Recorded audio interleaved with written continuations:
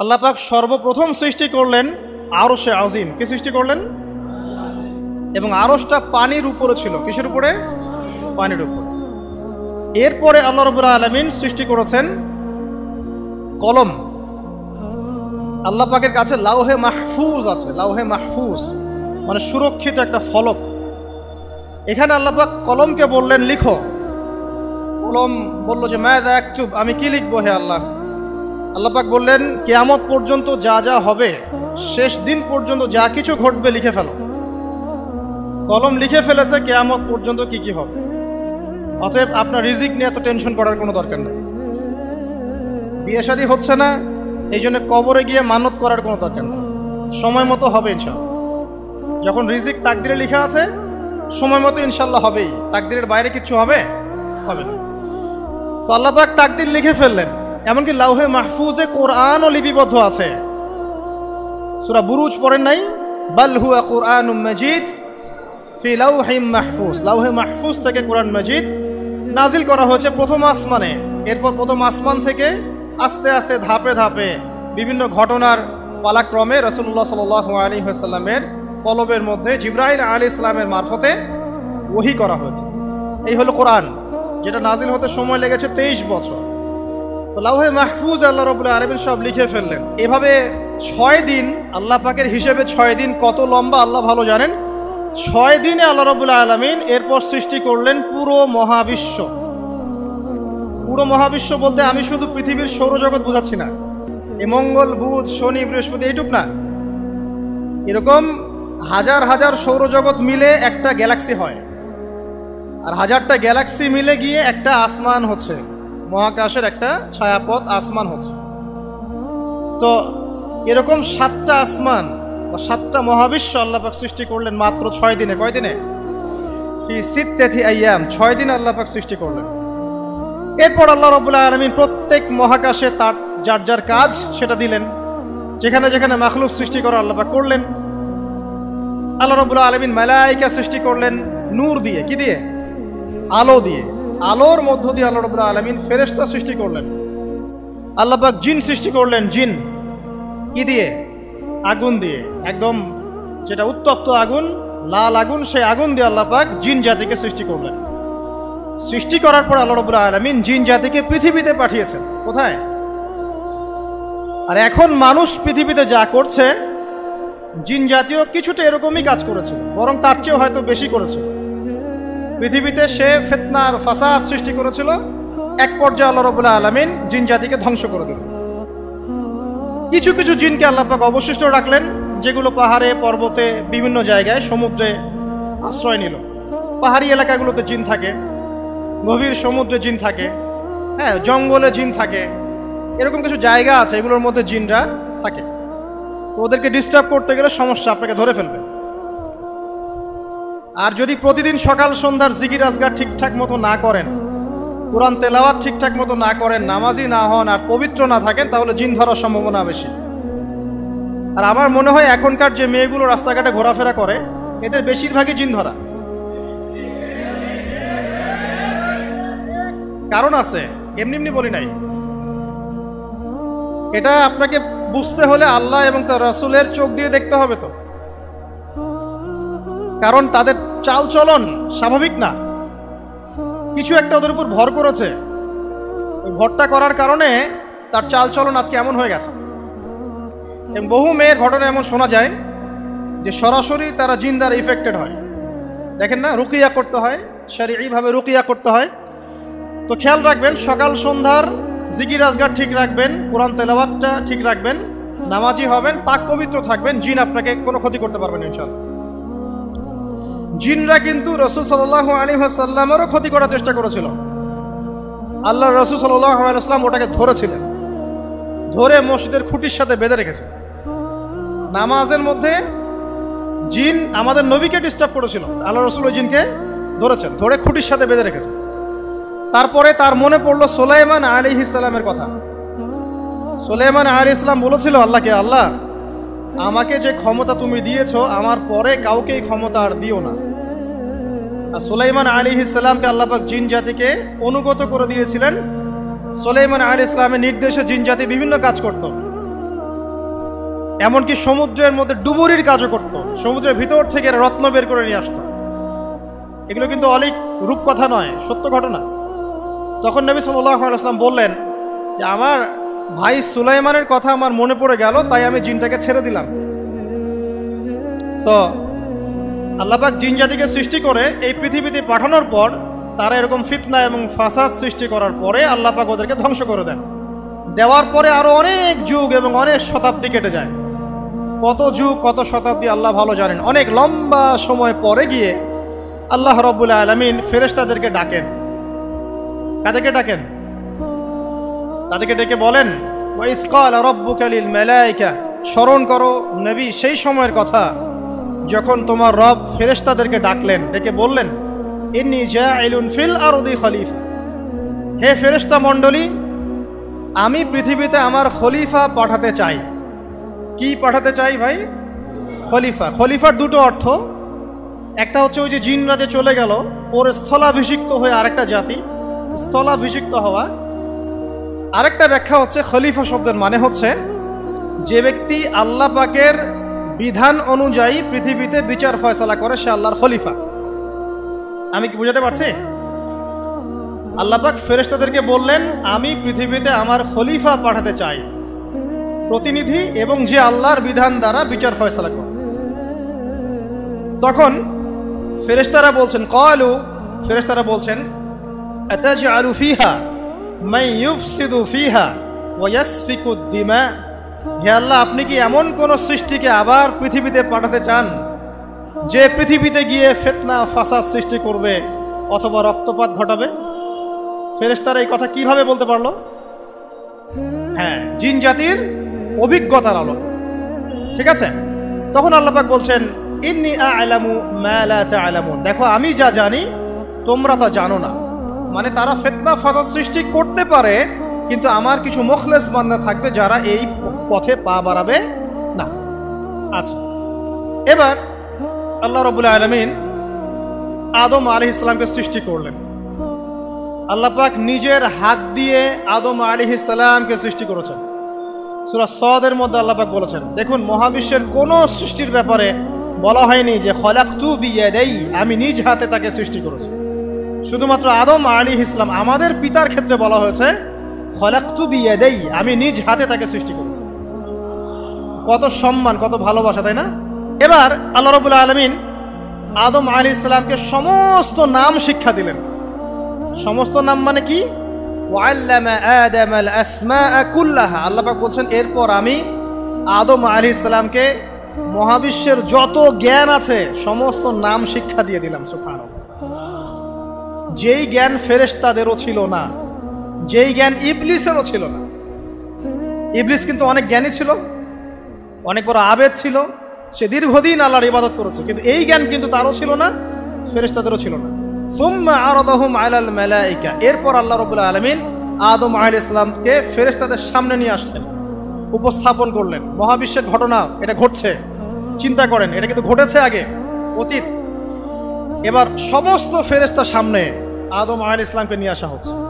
এবার বলা হচ্ছে যে হে ফেরেশতারা, তোমরা এই নামগুলো বলে দাও দেখি, তোমরা যদি সত্যবাদী হও।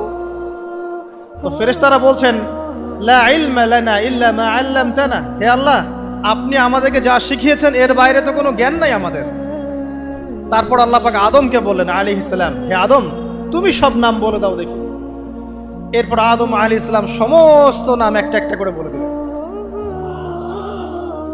তাহলে আমাদের পিতা জ্ঞানী ছিলেন, নজ্ঞ ছিলেন, আর আমরা তার সন্তান হিসেবে জ্ঞানী না অজ্ঞ?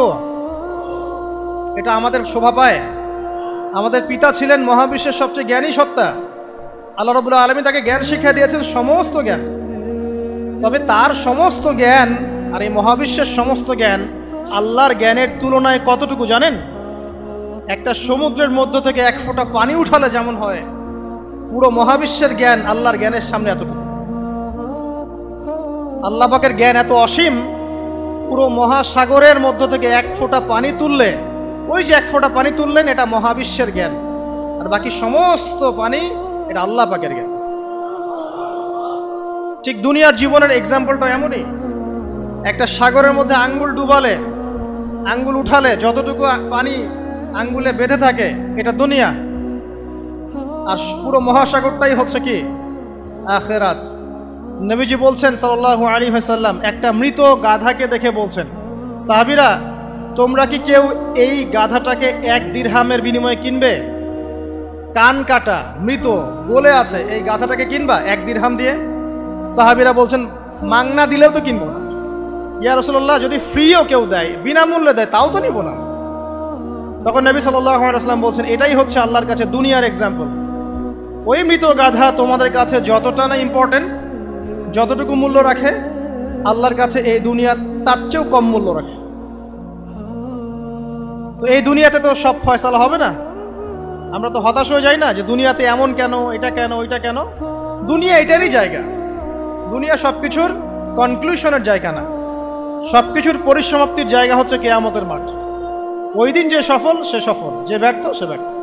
দুনিয়ার বাড়ি গাড়ি, স্ট্যাটাস, চাকরি বাকরি, ইজ্জত সম্মান, এটা সাফল্য ব্যর্থতার মানদণ্ড নয়, চূড়ান্ত মানদণ্ড নয়। চূড়ান্ত মানদণ্ড কি? ফামান যুহজিহা আনিন নার ওয়া উদখিলাল জান্নাহ ফাকাদ ফাজ। যাকে জাহান্নাম থেকে বাঁচানো হবে, জান্নাতে প্রবেশ করানো হবে, পুলসিরাত পার হতে পারবে, এই একমাত্র ব্যক্তি সফল। সাফল্যের সংজ্ঞাটা জেনে রাখবেন, তাহলে আপনি দুনিয়াতে হতাশ হবেন না ইনশাআল্লাহ। এবার কি হলো, যখন আদম আলাইহিস সালাম সমস্ত নাম শিক্ষা দেওয়া সমস্ত নাম বলে দিলেন, এখানে নাম মানে কিন্তু খালি নাম নয়, জ্ঞান বলে দিলেন, তখন আল্লাহ রাব্বুল আলামিন ফেরেশতাদেরকে বললেন, তোমরা সবাই এখন আদমকে সিজদা করো। ওয়া ইয কুলনা লিল মালাইকাতি ইসজুদু লি আদম। আল্লাহ পাক এবার বলছেন, আমি সমস্ত মালায়েকাকে বললাম তোমরা আদমকে সিজদা করো। ফাসাজাদু, সবাই সিজদা করলো, ইল্লা ইবলিস, ইবলিস সিজদা করলো না। কেন করলে না? ইবলিসকে বলা হচ্ছে, ইয়া ইবলিস মা মানাকা আল্লা তাসজুদা ইয আমারতুক। তোমাকে কে নিষেধ করলো সিজদা করতে ওই আদমকে যাকে আমি আদেশ করেছি? কে নিষেধ করলো? তখন ইবলিস বলছে, খলাকতানি মিন নার ওয়া খলাকতাহু মিন তিন। আমাকে সৃষ্টি করেছেন আগুন দিয়ে, আর আদমকে সৃষ্টি করেছেন মাটি দিয়ে, আমি কিভাবে তাকে সিজদা করতে পারি? ইবলিস বলতে চাইলো যে আপনি যে বলছেন আদমকে সিজদা করো, আদম তো মাটির তৈরি, আমি তো আগুনের তৈরি, তাহলে আপনি ভুল বলছেন। নাউজুবিল্লাহ। আগুন কেন মাটির সামনে নত হবে? মাটি আগুনের সামনে নত হওয়া উচিত। তার কেয়াস হচ্ছে এমন, কেয়াস মানে কি? তার এটা কি? হ্যাঁ, তার এটা যুক্তি, তার এটা যুক্তি এবং দর্শন যে আমি কেন তাকে সিজদা করব? আমি তো আগুনের তৈরি, আর আদম হচ্ছে মাটির তৈরি। তো খলাকতাহু মিন নার ওয়া খলাকতানি মিন তিন, খলাকতানি মিন নার ওয়া খলাকতাহু মিন তিন। আমাকে সৃষ্টি করেছেন আগুন দিয়ে, আদমকে সৃষ্টি করেছেন মাটি দিয়ে। আবা ওয়াস্তাকবারা, আল্লাহ পাক বলছেন সে উদ্ধত হলো এবং অহংকার প্রদর্শন করলো। আর আল্লাহ পাক অনেক কিছু মাফ করে দেন, কিছু কিছু বিষয় আল্লাহ পাক মোটেই পছন্দ করেন। তার মধ্যে একটা হচ্ছে অহংকার, তার মধ্যে একটা হচ্ছে শিরক, তার মধ্যে একটা হচ্ছে অন্যের হক নষ্ট করা, তার মধ্যে একটা হচ্ছে আদম সন্তানকে হত্যা করা, তার মধ্যে একটা হচ্ছে বৃদ্ধ বয়সে ব্যভিচার করা, তার মধ্যে একটা হচ্ছে মুরতাদ হয়ে যাওয়া। ওই যে খ্রিস্টান হয়ে যাচ্ছেন না, খালি মরেন তারপর বুঝবেন, খালি মালাকুল মউত আসুক তারপর বুঝবেন। আল্লাহ রাব্বুল আলামিন বলছেন তার রাসূলের মাধ্যমে, কেউ যদি সাক্ষ্য দেয় আল্লাহ ছাড়া কোনো মাবুদ নাই, মুহাম্মদ সাল্লাল্লাহু আলাইহি ওয়াসাল্লাম শেষ নবী, ঈসা ইবনে মারইয়াম আল্লাহর প্রেরিত নবী, আল্লাহর পুত্র নন, জান্নাত সত্য এবং জাহান্নাম সত্য, এই 5টা বিষয় যদি কেউ সাক্ষ্য দেয়, ইনশাআল্লাহ সে জান্নাতে যাবে, তার আমল যেমনই হোক না কেন। টাকার বিনিময়ে, চাকরির বিনিময়ে, সমাজসেবার নামে আর চিকিৎসার নামে ঈমান বিক্রি করে ফেললেন। সুবহানাল্লাহ, সুবহানাল্লাহ। তোমাদের এই পৃথিবীতে বেঁচে থাকার চাইতে মাটির তলে চলে যাওয়া ভালো। আবর্জনার কোনো প্রয়োজন নাই আল্লাহর এই জমিনে। এই মুসলিম উম্মার আবর্জনার কোনো প্রয়োজন নাই। এই মুসলিম উম্মার ইমানদার সাহসী তরুণ প্রজন্মের দরকার। আল্লাহ পাক কবুল করুন, আমিন। এরপরে কি হলো? ইবলিস সিজদা করলো না, আবা ওয়াস্তাকবার, সে উদ্ধত হলো এবং অহংকার প্রদর্শন করলো। এবার আল্লাহ পাক জিজ্ঞাসা করলেন, কেন করলে না? কেন করলে না? সে বলল যে আগুন দিয়ে সৃষ্টি করেছেন আমাকে, তাকে সৃষ্টি করেছেন আপনি মাটি দিয়ে, সো আপনি ভুল আমি সঠিক, আমি কেন তাকে সিজদা করব? আল্লাহ পাক তখন আর তার প্রতি রহম করলেন না। আল্লাহ পাক তখন তাকে বলছেন ফাখরুজ মিনহা, এখান থেকে বেরো। আল্লাহ পাক যেমন গফুর রহিম আরহামুর রহিমিন, ঠিক তেমনি আল্লাহ পাক শাদীদুল ইকাব, কঠিন শাস্তিদাতাও বটে। আল্লাহ পাক শুধু কি দয়াই করবেন, শাস্তি দিবেন না? দিবেন। ফাখরুজ, অপদস্থ হয়ে লাঞ্ছিত হয়ে এখান থেকে বের হয়ে যাও। এখানে অহংকার করার অধিকার তোমাকে দেয়া হয় না, এখান থেকে বের হয়ে যাও। এবার ইবলিস বের হয়ে যাচ্ছে। বের হয়ে যাওয়ার সময় ইবলিস বলছে রব্বি, কি বলছে? রব্বি। দেখেন ইবলিস আল্লাহকে বলছে রব্বি, মানে ইবলিস আস্তিক। ইবলিস কি আস্তিক? ইবলিস আল্লাহ বিশ্বাস করে। ইবলিস বলছে রব্বি, হে আমার রব, আনজিরনি ইলা ইয়াউমি ইউবআসুন, আমাকে কিয়ামত দিবস পর্যন্ত অবকাশ দেন। আমাকে তো বের করে দিচ্ছেন, ঠিক আছে, আমাকে কিয়ামত দিবস পর্যন্ত অবকাশ দেন। শব্দ চয়ন হচ্ছে রব্বি, হে আমার রব। মানে ইবলিস কিন্তু নাস্তিক না। তাহলে এখন যারা এই যে এথিজমে বিশ্বাস করছেন, আসলে এরা কেউ নাস্তিক না, এরা ইসলাম বিদ্বেষী।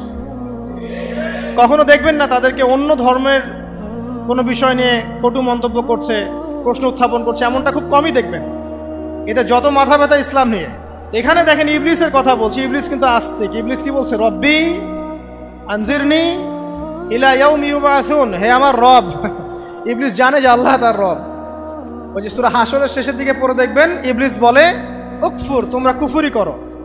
তারপরে মানুষ যখন কুফরি করে সে বলে আমি ইন্নী আখাফুল্লাহ রাব্বাল আলামিন, আমি আল্লাহকে ভয় করি যে জগৎ সমূহের প্রতিপালক। শয়তানকে মানুষ গিয়ে জিজ্ঞাসা করবে, জাহান্নামীরা, তুমি আমাদেরকে পথভ্রষ্ট করেছিলে। শয়তান বলবে আমি কিচ্ছু করি নাই, আমি তোমাদেরকে কোনো কাজে ফোর্স করি নাই, আমি শুধু তোমাদেরকে ওয়াসওয়াসা দিয়েছি, তোমরা নিজেরাই কাজ করেছো।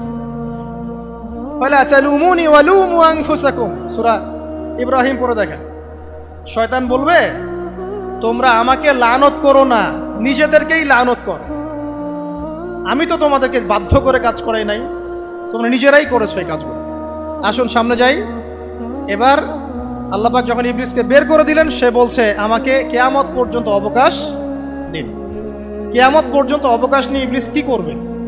উত্তর, ইবলিস বলছে ফাবিমা আগওয়াইতানি, হে আল্লাহ, যে কারণে বা যে আদমের কারণে আপনি আমাকে এখান থেকে বের করে দিলেন, লাআকউদান্না লাহুম সিরাতাকাল মুস্তাকিম, আমি সে আদম সন্তানের সরল পথে ওত পেতে বসে থাকবো। শয়তানের কথা কি মনে থাকবে যুবক ভাইরা? শয়তানের চ্যালেঞ্জ কি? আমি আদম সন্তানের সরল পথে ওত পেতে বসে থাকবো, মানে আমার আপনার সবার পথে সে ওত পেতে বসে আছে। এটা যদি মাথায় থাকে তাহলে জীবনে চলা সহজ হয় না? আচ্ছা, আর কি করবো? সুম্মা লাআতিয়ান্না মিন বাইনি আইদিহিম, শুধু বসেই থাকবো না, আমি আসবো তাদের সামন থেকে, ওয়া মিন খালফিহিম, তাদের পিছন থেকে, ওয়া আন আইমানিহিম, তাদের ডান দিক থেকে, ওয়া আন শামাইলিহিম, তাদের বাম দিক থেকে, ওয়ালা তাজিদু আকসারাহুম শাকিরিন, হে আল্লাহ, আপনি বেশিরভাগ আদম সন্তানকে শুকরগুজার পাবেন না। কার কথা? শয়তানের। এই কথাটা কি সত্য না মিথ্যা? এখন বেশিরভাগ লোক নামাজ পড়ে না পড়ে না? পড়ে না। বেশিরভাগ মুসলিমের দাড়ি আছে না নাই? বেশিরভাগ মুসলিম সুদ খায় না খায় না? এখন বেশিরভাগ তরুণ প্রজন্মের জেনায় আছে না নাই? পর্নোগ্রাফি সবাই দেখে না দেখে না? অন্যের সম্পদ আত্মসাৎ মানুষ করছে না? দুর্নীতি করছে না? ঘুষ খাচ্ছে না? ইসলামের বিধান 100% পালন করে কত পার্সেন্ট মানুষ? খুব কম। আচ্ছা বাদ দেন এত বড় বড় কথা, শুধু কোরআনুল কারীম তেলাওয়াত করতে পারে কতজন মানুষ? বলি না আমরা 90% মুসলিমের বাংলাদেশ, তো 90% মুসলিমের বাংলাদেশে কত ভাগ মুসলিম কোরআন তেলাওয়াত করতে পারে? একটা শুমারি করে দেখেন, কোরআন শুমারি। এটা কোরআন শুমারি করে দেখেন যে কত পার্সেন্ট মুসলিম শুদ্ধ করে কোরআন পড়তে পারে। যারা পড়তে জানে তাদেরও পড়া যে কত ভুল আছে, আলেম ওলামার কাছে গেলে বুঝতে পারবেন। আর এই ভুলের কারণে যে অর্থ কত পরিবর্তন হচ্ছে আপনি তো জানেনই না। তো এই যে শয়তান বলেছে ওয়ালা তাজিদু আকসারাহুম শাকিরিন, আপনি বেশিরভাগকেই শুকরগুজার পাবেন। তো কথা সত্য না মিথ্যা? দেখেন, ও কিন্তু তার মিশনের মধ্যে ঠিকই আছে। কথা যে সত্য তার প্রমাণ সহিহ বুখারীর একটা হাদিস, যেটা 4 বার এসেছে বুখারীর মধ্যে, যে আদম আলাইহিস সালামকে ডাকা হবে কিয়ামতের মাঠে, ডেকে বলা হবে তোমার সন্তানদের মধ্য থেকে জাহান্নামীদেরকে আলাদা করে দাও। আদম আলাইহিস সালাম বলবেন কতজনকে আলাদা করে দিব? আল্লাহ পাক বলবেন প্রতি 1099 জনকে জাহান্নামের জন্য আলাদা করে দাও। শয়তানের কথা ঠিক না বেঠিক? এবার আল্লাহ রাব্বুল আলামিন তাকে বের করে দিলেন। ইবলিস এবার বের হয়ে গেল, চ্যালেঞ্জও করলো। এবার আল্লাহ পাক আদম আলাইহিস সালামকে ডেকে বলছে, ইয়া আদম, এবার আদম আলাইহিস সালামের এই যে পাজর মানে বুকের পাজর, এখান থেকে তার সঙ্গিনীকে সৃষ্টি করা হলো। কারণ আদম আলাইহিস সালাম একাকী ছিলেন, একা কি থাকা যায়? একা থাকতে কষ্ট হয় না? একজন জীবন সঙ্গী লাগে না? তো আদম আলাইহিস সালামের এই বাম পাজরের হাড় থেকে হাওয়া আলাইহিস সালামকে সৃষ্টি করা হলো। সৃষ্টি করার পর আরো একটা ঘটনা আছে যে আল্লাহ রাব্বুল আলামিন আদম আলাইহিস সালামের পিঠের যে অংশটুকু আছে, এই অংশটুকু থেকে আগামীতে যত আদম সন্তান আসবে সবাইকে ছোট ছোট পিঁপড়ার আকৃতিতে সামনে নিয়ে দেখালেন। সুবহানাল্লাহ। যত আদম সন্তান আসবে আল্লাহ পাক সবাইকে আদমের সামনে দেখালেন এবং বললেন, এই যে শুভ্র অংশ যারা, মানে সাদা অংশ যারা, তারা তোমার সন্তানদের মধ্য থেকে সবাই জান্নাতি।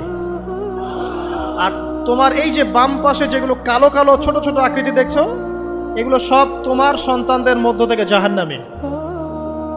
আমরা দোয়া করি আমরা তাদের অন্তর্ভুক্ত না হই।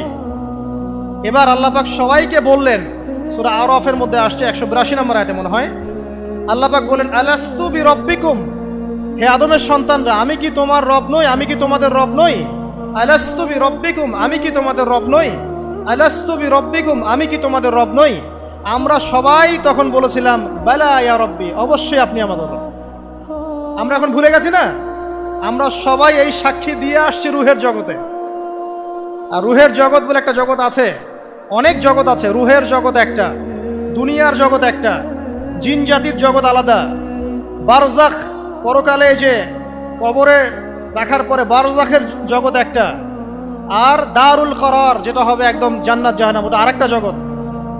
এই যে মহাবিশ্ব যে সম্প্রসারিত হচ্ছে, এক এক গ্যালাক্সিতে এক একটা জগৎ না, এরকম বহু জগৎ আছে। রুহের জগতে আমরা এই ওয়াদা আল্লাহর কাছে করে এসেছি, এটাকে আহদে আলাস্তু বলে। কি বলে?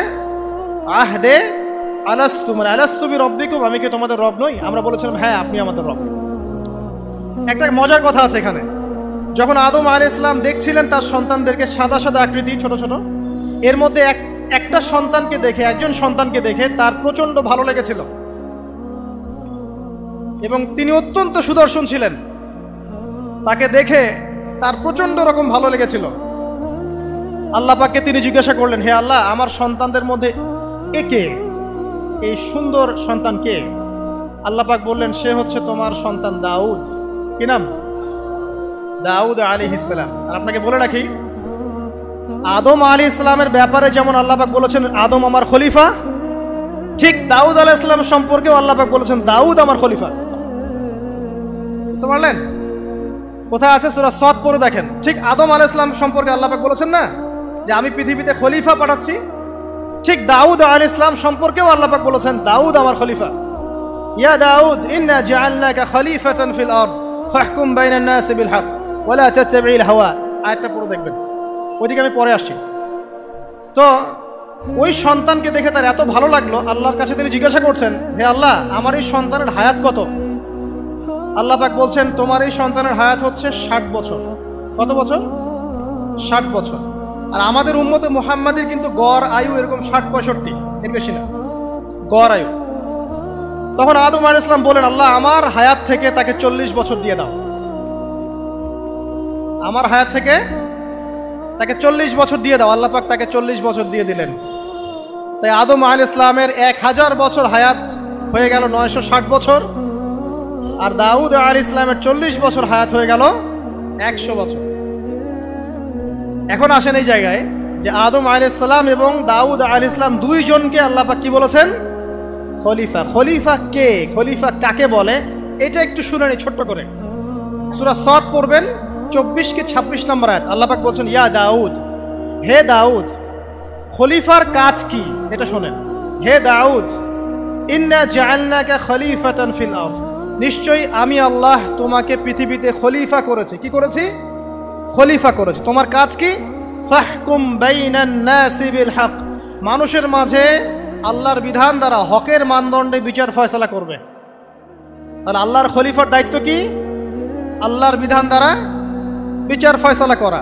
ওয়ালা তাত্তাবি'ল হাওয়া, তুমি নিজের প্রবৃত্তির অনুসরণ করবে না, ফায়ুদিল্লাকা আন সাবিলিল্লাহ, তাহলে তোমাকে এটা সরল পথ থেকে বিচ্যুত করে দেবে।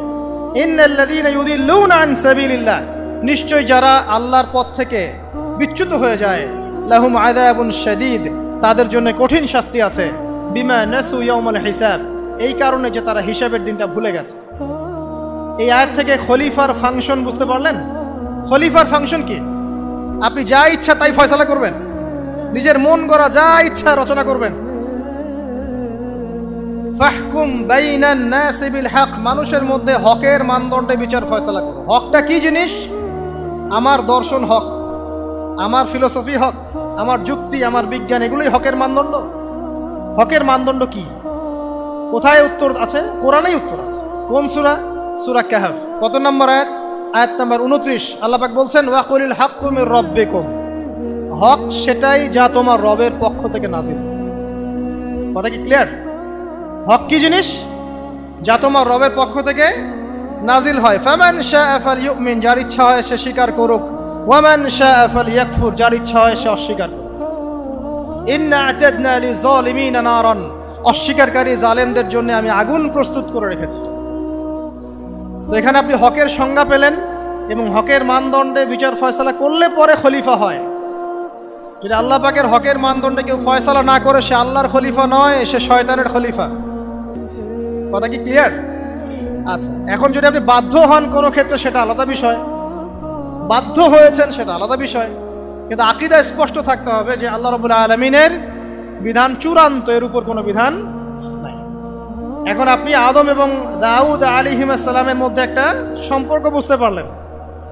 এবার আল্লাহ পাক আদম আলাইহিস সালামকে ডাকলেন, ডেকে বলছেন, আদম এবং হাওয়া, তোমরা দুজন উসকুন আনতা ওয়া যাওজুকাল জান্নাহ, এবার তুমি আর তোমার স্ত্রী হাওয়া তোমরা জান্নাতে থাকো। ফাকুলা মিনহা রাগাদান হাইথু শি'তুমা, জান্নাতের যেখান থেকে ইচ্ছা তোমরা ফল খাও বা যা ইচ্ছা তাই করো, সবকিছু উন্মুক্ত তোমাদের জন্য জান্নাতে। একটা বিষয়, ওয়ালা তাকরাবা হাযিহিশ শাজারা, এই যে গাছটা দেখছো, এই গাছের কাছেও যাবে না। এখানে শব্দ এমন না যে গাছের ফল খাবে না, শব্দ হচ্ছে এমন গাছের কাছেও যাবে না। যেমন ওয়ালা তাকরাবু জিনা, জিনা করবে না আল্লাহ পাক বলেননি, বলেছেন জিনার কাছেও যাবে না। ওয়ালা তাকরাবু মাল আল ইয়াতীম, ইয়াতীমের মাল খাবে না আল্লাহ পাক বলেন নাই, আল্লাহ বলছেন ইয়াতীমের মালের কাছেও যেও না। আমি কি বুঝাতে পারছি? এই গাছের কাছেও যেও না।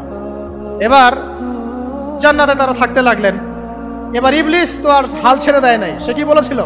ডান বাম সামন পিছন সব দিক থেকে আসবে। সে এসে ওয়াসওয়াসা দেয়। কি ওয়াসওয়াসা দেয়? হে আদম, হাল আদুল্লুকা, আমি কি তোমাকে বলে দিব, আলা শাজারাতিল খুলদ ওয়া মুলকিন লা ইয়াবলা, হে আদম আমি কি তোমাকে বলে দিব এমন একটা গাছের কথা, যেই গাছের ফল খেলে পরে তুমি চিরস্থায়ী জীবন লাভ করবে, কোনোদিন মারা যাবে না। এই চিরস্থায়িত্বের টোপ দিচ্ছে কে? এই চিরস্থায়ী ক্ষমতার টোপে মানুষ পথ হারাচ্ছে না পৃথিবীতে। ওয়া মুলকিন লা ইয়াবলা, এমন রাজত্ব পাবে যেই রাজত্ব কখনো ক্ষয় হবে না।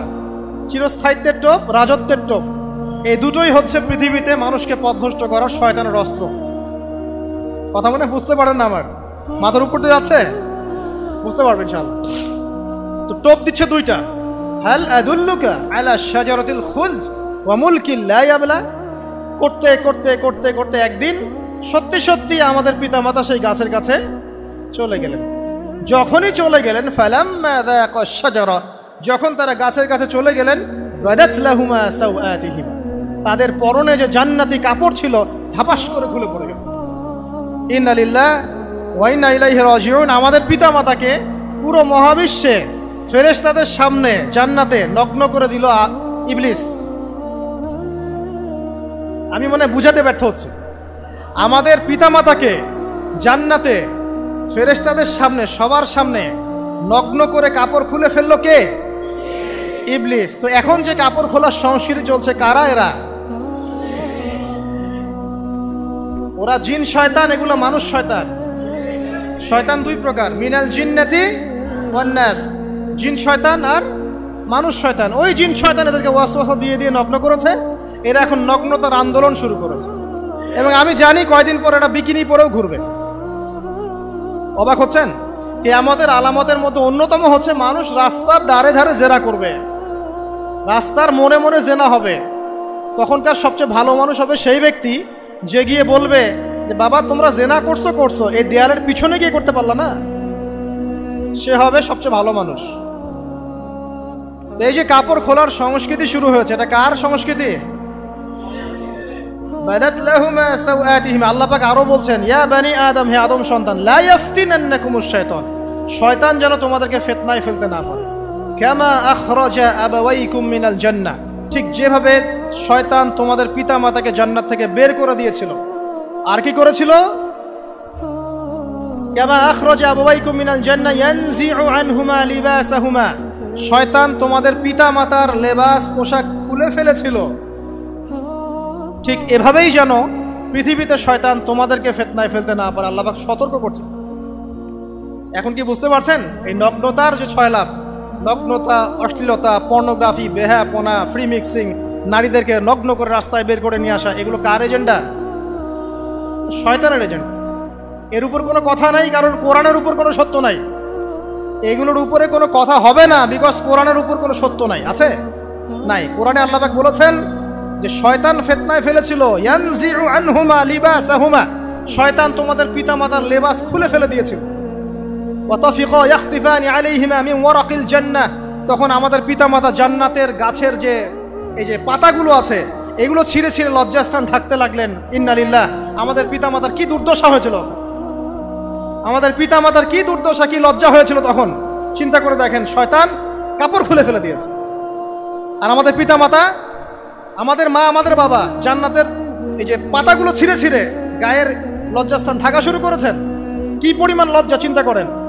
আপনাকে যদি এখানে কেউ নগ্ন করে ফেলে এবং আপনি যদি না চান বিষয়টা, সবাই জোর করে আপনার কাপড় খুলে ফেলে, আপনার কেমন লাগবে? কেমন লাগবে? এই ঘটনা ঘটেছে মহাবিশ্বে, শয়তান ঘটিয়েছে।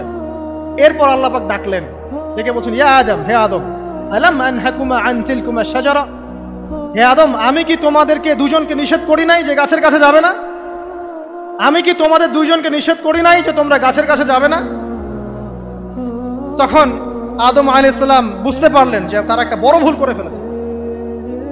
তারপর আল্লাহ রাব্বুল আলামিন দয়া পরবশ হয়ে আদম এবং হাওয়া আলাইহিস সালামকে কালিমা শিক্ষা দিলেন, তওবার কালিমা, যেই কালিমা দিয়ে তারা তওবা করতে পারেন। সেই কালিমা হচ্ছে রব্বানা যালামনা আনফুসানা ওয়া ইল্লাম তাগফির লানা ওয়া তারহামনা লানাকুনান্না মিনাল খাসিরিন। এই দোয়া শিখে নিয়ে আদম এবং হাওয়া আলাইহিস সালাম তওবা করলেন।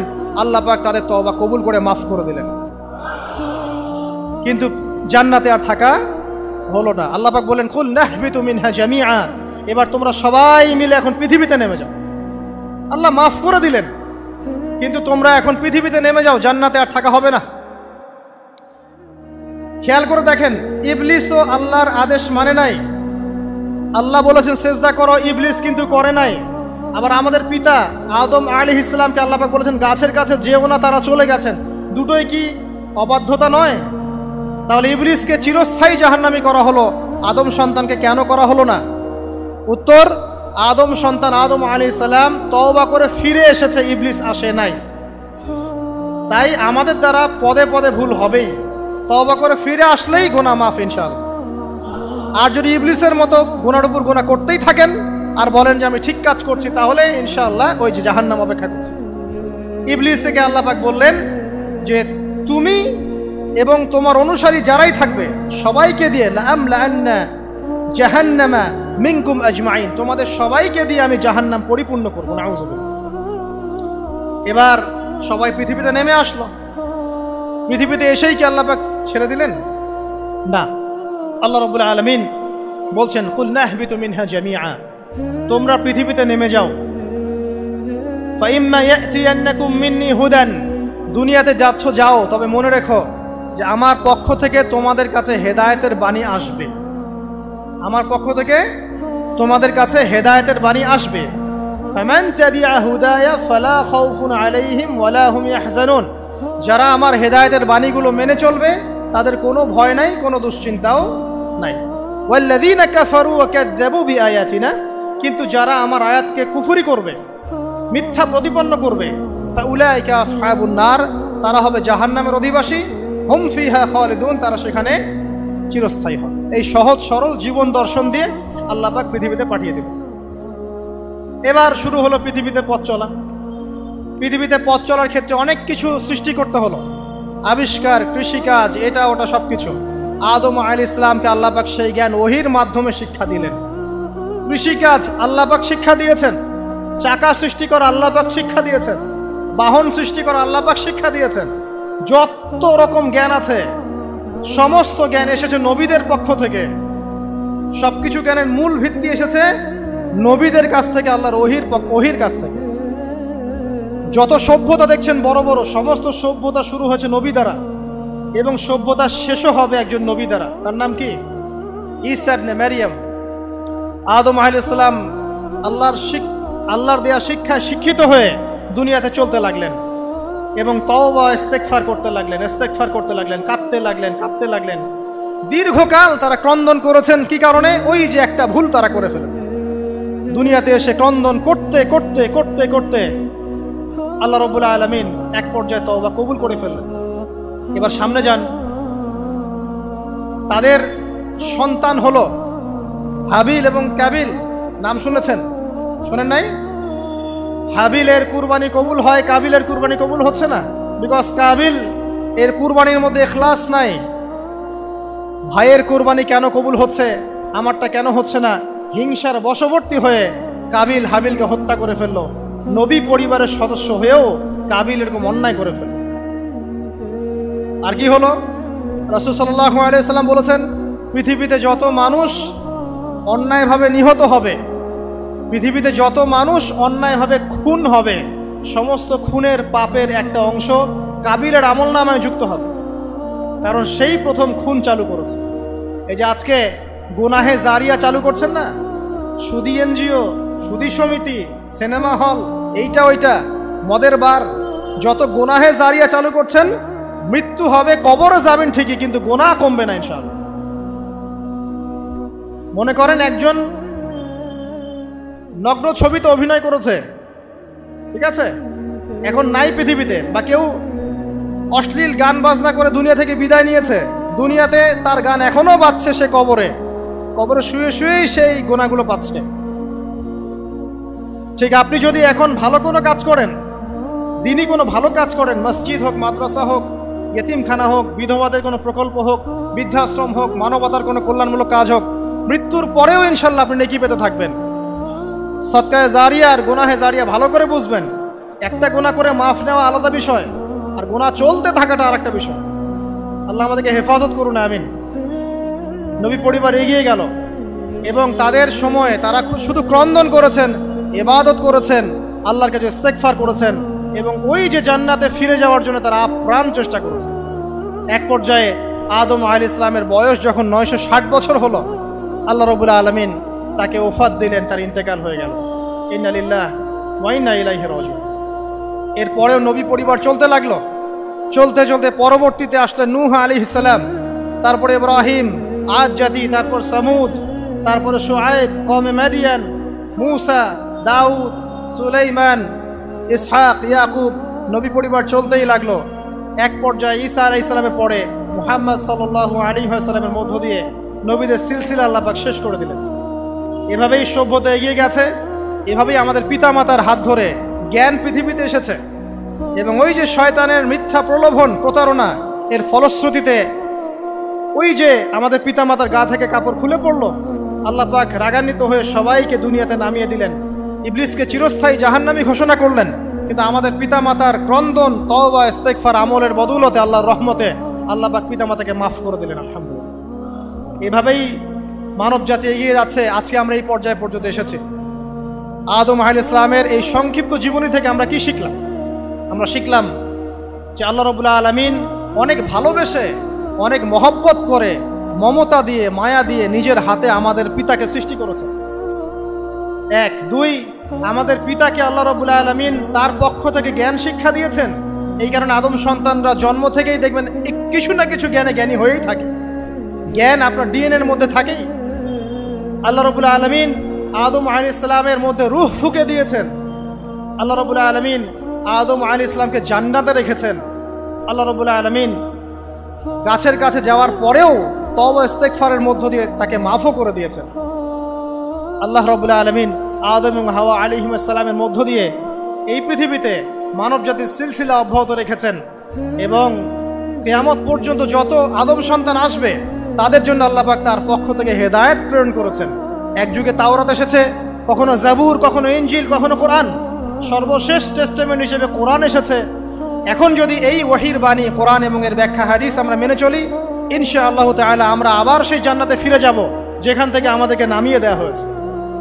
আর যদি আমরা কোরআন এবং হাদিস বা আল্লাহর ওহীর পরোয়া না করি, এর আলোকে জীবন না গড়ি, তাহলে ওই ইবলিসের সাথেই আমাদেরকে জাহান্নামে থাকতে হবে, নাউযুবিল্লাহ। আল্লাহ রাব্বুল আলামিন আমাদের সবাইকে কোরআন এবং সুন্নাহ আল্লাহর ওহী মেনে চলার তৌফিক দান করুন এবং ইবলিসের খপ্পর থেকে আল্লাহ পাক আমাদেরকে বাঁচিয়ে রাখুন। ইবলিসের যত এজেন্ট আছে, ওদের যে দুরভিসন্ধি, ষড়যন্ত্র এবং শয়তানি ফাঁদ, এগুলো থেকে আল্লাহ পাক আমাদেরকে, আমাদের মা বোনদেরকে, আমাদের পরিবারের সদস্যদেরকে, আমাদের সমাজকে, রাষ্ট্রকে আল্লাহ পাক হেফাজত করুন, বাঁচিয়ে রাখুন, আমিন।